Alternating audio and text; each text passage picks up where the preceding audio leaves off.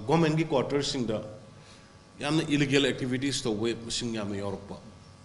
Government employee masana LEITANA rain santu ogaleramba underground elements in Thamamba, drug lanon Bakambu in government quarters in the Thamjalaba. So many things. Sigi put my information labor the Equina, government quarters in the irrespective of grade. Whatever Madugi, the Equi drive Torponi, Aduna Narang, me a suspend over Kanoma, Command Kanugi, IRBG personnel lama, Moigi Makurani, and another Rent or Santo Tanamba, Adaging a sequin Muk Torbe, Tibumatam the Rent, the Santo Lenamba, Mayamam Fange, Aina Masi, Mediana, and I do Ishikari Haikanda, suspend owning day, government employees in Tabak the day, Yaraga di Noina Wuda, we already could have the Noina Rian Laura Tamu mission to Beckett or Hologan Sana Sana LEIYU High Beginning, warning in the PDC. Madam the Paramatung, Paramatung, the suspend compulsory of the VRY, Aduga Madugi Department inquiry, Toromatung, the termination Dola. Third point, I know, Mayam Gidaina Anjaning Masi.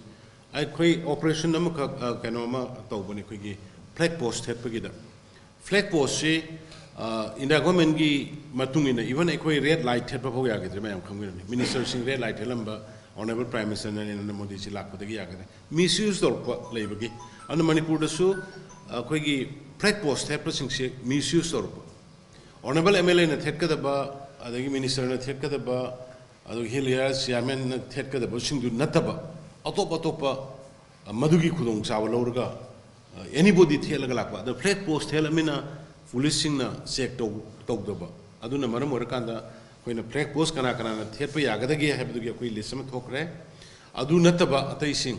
Sideda Pegi can sing drugs, Puba, Adagi anti-social elements in a Potopus into Bokorpagi information labor. Aduna some area Canada government can say society is streamlined on another honor Koni Aduna Madade, the Kanaka, inconvenient over carrying Market, Hangaram when Maduarugino, Aduna hide with Tabocrase, Yam seriously sing the deforestation to Reba, Kun Masing Hankalaiba, Sigito Rumam Sekoi, strictly report was it survey to Tani Matung the Madu final report, Matunga, Makata Bakari, Sinta with the Gateway, Cabinet Pukulaga, Hilaire Committee, Mayam Yamutanaraga, Equi Tabukar Paikat Kani and my thumbs again.